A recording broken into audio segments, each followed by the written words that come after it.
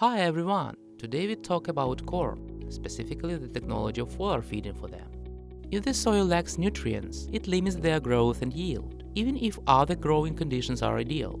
The use of fertilizers for foliar feeding can significantly affect yields and make inefficient soil suitable for cultivation. Let's take a look at the cultivation map of corn with the use of foliar feeding. On the chart, we see three main phases of growth and development of this crop. Why three?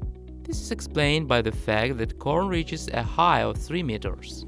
After the stem elongation, the height of the crop increases. The most agricultural machinery cannot enter the field to provide plants with foliar fertilizers. If you have an unmanned aerial vehicle, in simple terms a drone, that can help with the application in the phase of budding and seed formation, that would be great. The consumption index of nitrogen in corn is high, which is one of the macronutrients that are needed in the largest amount to form a large amount of main and side products.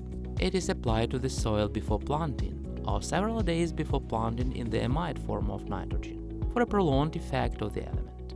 In the phase of growth and development, namely 5-7 leaves, BBCH 15-17, the poorly developed root system of plants at the early stage of development absorbs phosphorus poorly from the soil. At soil temperatures below 12 degrees, the problem is exacerbated due to the low availability of mineral salts of phosphorus. Plants signal this by the appearance of anthocyanin coloration, a transition from blue to purple, which indicates a phosphorus deficiency.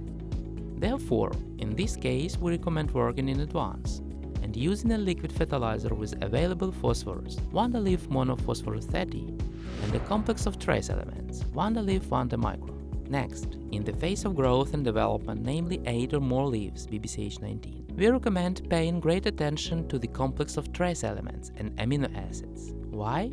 Because at the early stages of development, it is necessary to provide plants with all highly available forms of nutrients and to form the potential for high yields, which is available in 1-leaf vegan fruit. After the application of herbicides, plants are under stress. To accelerate and to remove plants from the herbicides load, it is necessary to use 1-leaf amino 43. We also take into account the complex fertilizer 1-leaf blossom, which has an increased content of potassium, which improves the resistance of crops to diseases and pests. In the phase of BBCH 31-39, stem elongation of corn, the intensive consumption of nutrients begins. In this phase, plants consume the most macroelement nitrogen and in smaller amounts phosphorus and potassium.